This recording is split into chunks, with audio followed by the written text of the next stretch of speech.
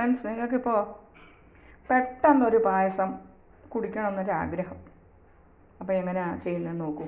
ഇതാ പച്ചരി, ഉണക്കലരി, ഉണക്കലരി വേവിച്ച് വെച്ചിരിക്കുക. ഞങ്ങൾക്ക് കുറച്ച് മതിയല്ലോ, അതുകൊണ്ടൊരു അര ഗ്ലാസ്സിൽ താഴെ മട്ടയുടെ ഉണക്കലരി വേവിച്ച് വെച്ചിരിക്കുകയാണിത്. ഇതാ വെല്ലം പാവാക്കി വെച്ചിട്ടുണ്ട്. 1-ാം പാൽ, 2-ാം പാൽ, 3-ാം പാലെന്നൊന്നുമില്ല.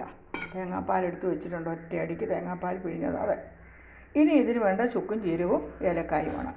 അത് പൊടിച്ച് എടുക്കണം. ഞാൻ പൊടിച്ചിട്ടില്ലത്.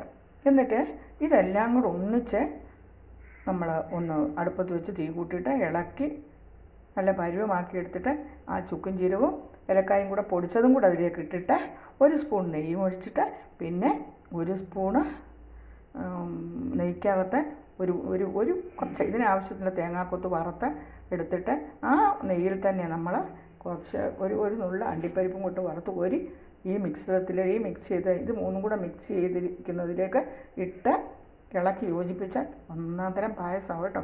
നിങ്ങൾക്ക് പെട്ടെന്നൊരു പായസം ഉണ്ടാക്കി കഴിക്കണമെന്ന് തോന്നിയാൽ അങ്ങനെ ചെയ്താൽ മതി കേട്ടോ.